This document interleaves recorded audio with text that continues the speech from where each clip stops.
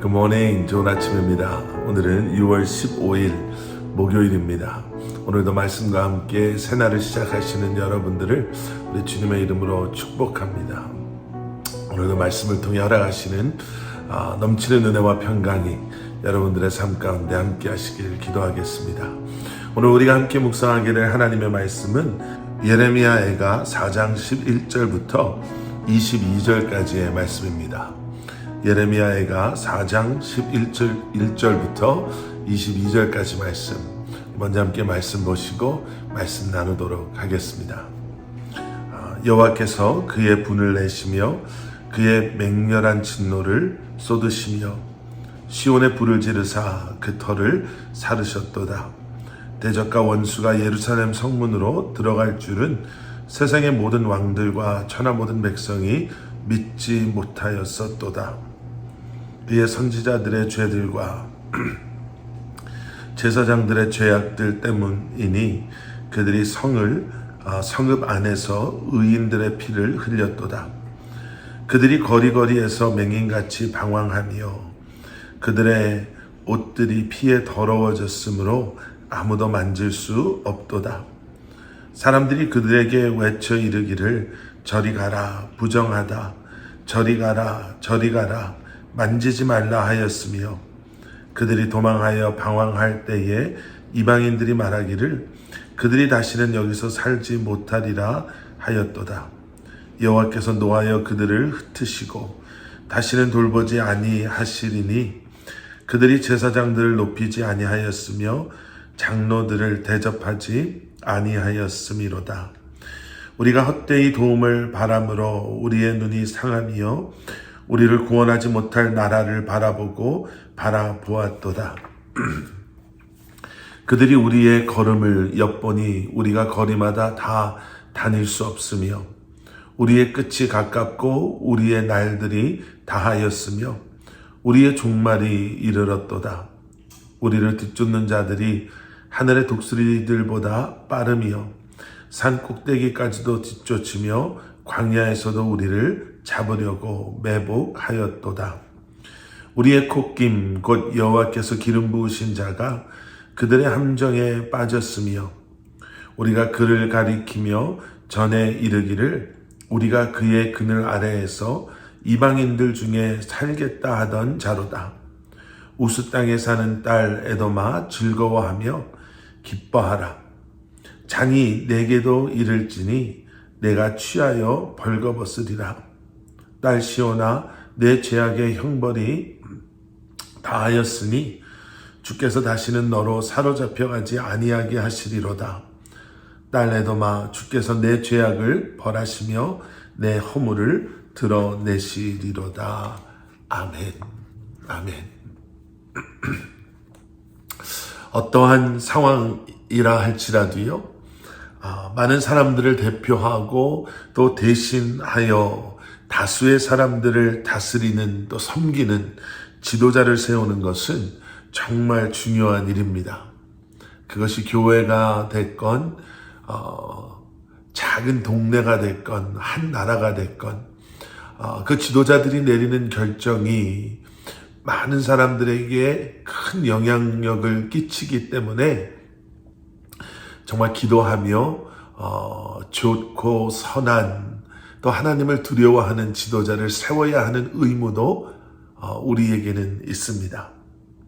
오늘 본문 말씀을 보시면 예레미야의 시대도 예외가 아니었다라는 것을 저희가 보게 됩니다. 오늘 본문 말씀에는 지도자들에 대한 죄악에 대한 하나님의 진노하심이 기록되어져 있지요. 11절 말씀이 이렇게 시작이 됩니다.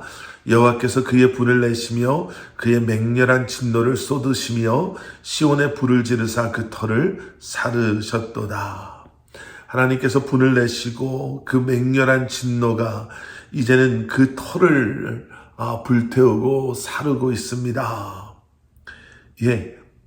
지금 예레미야는 이렇게 고백하고 있지요. 그런데 그 뒤에 나오는 12절의 말씀을 한번 그런데 그 뒤에 나오는 12절의 말씀을 한번 보십시오. 대적과 원수가 예루살렘 성문으로 들어갈 줄은 세상의 모든 왕들과 천하 모든 백성이 믿지 못하였도다. 자, 하나님의 진노가 이제는 대적과 원수의 예루살렘을 침략하며 또 예루살렘을 공격하는 모습으로 이렇게 임하였는데요.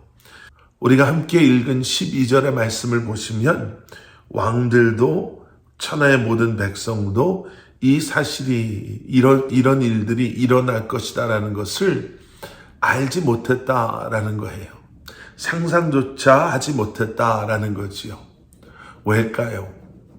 왜냐하면 예루살렘은 적들이 쉽게 공격해 올 수 없는 그러한 절벽으로 둘러싸여져 있었던 그러한 성이었기 때문에 그렇습니다.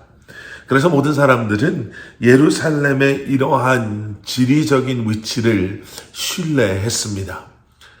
전략적으로 놓고 봤을 때 우리가 이렇게 있는 것, 이 절벽으로 둘러싸여 있는 것 때문에 적들은 우리를 쉽사리 공격해 올 수 없다라고 생각하고 있었던 것이죠.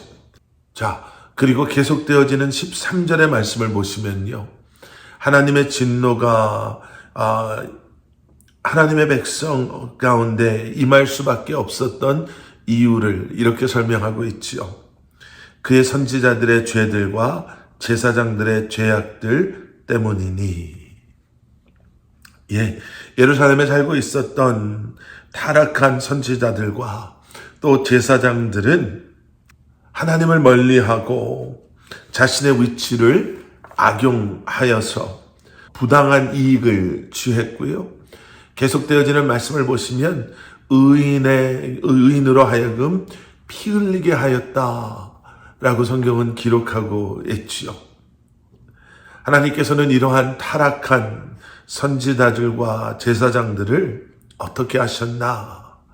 14절부터 16절까지의 말씀을 보시면 부패한 선지자들과 제사장들은 말 그대로 아무 곳에도 갈 수 없는, 쉴 곳을 찾을 수 없는 방황하는 맹인과 같은 신세가 되어 버렸습니다.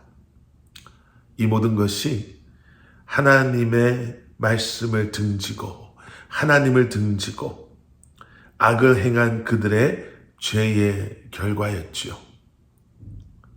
자신들의 힘을 의지하고 자신들의 위치를 악용하며 하나님을 의지하고 하나님을 신뢰함으로 하나님께서 주신 그 말씀에 순종하며 산 것이 아니라 세상을 의지하고 세상의 힘을 신뢰하고 자신의 욕심대로 욕망대로 살았던 그들의 결과는 너무나도 비참했습니다.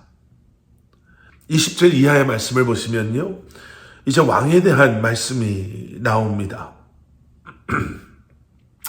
왕은 바벨론이 쳐놓은 그러한 함정에 빠져버리지요. 본문에는 언급하고 있지 않지만 20절 이하의 내용 말씀을 보게 되면 우리는 여기서 말하고 있는 이 왕이 남유다의 마지막 왕이었던 시드기야였다라는 것을 추측해 볼 수가 있습니다. 시드기야 왕은 결국 그렇게 잡혀서요. 너무나도 비참한 마지막을 맞이하게 됐죠. 눈이 뽑힌 채로 옥에 갇혀서 죽게 됩니다. 성경은 남유다의 마지막 왕 시드기야 왕의 최후에 대해서 뭐라고 말하고 있을까? 왕의 책임을 다하지 아니하고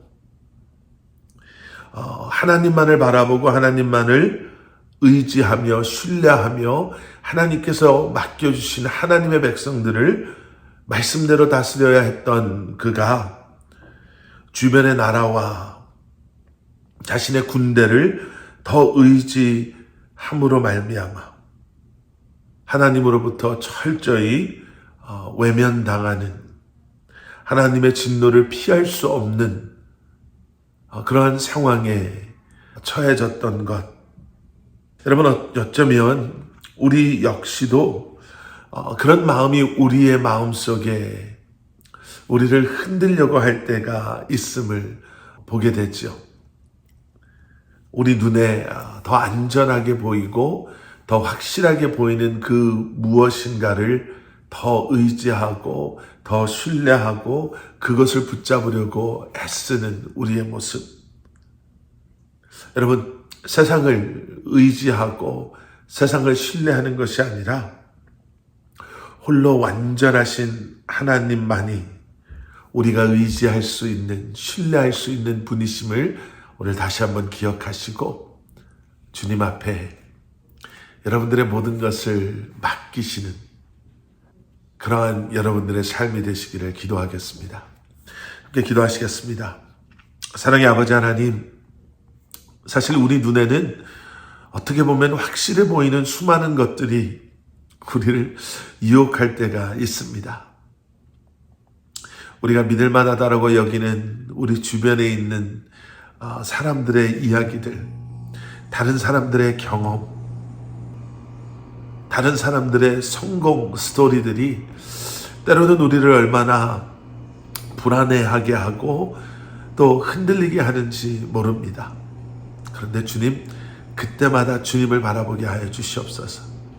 그때마다 다시 한번 믿음으로 내가 주님만을 바라보고 주님만을 의지하고 주님만을 신뢰하겠습니다 고백하며 주님의 말씀에 순종하며 주님과 동행하는 삶을 살게 하여 주시옵소서.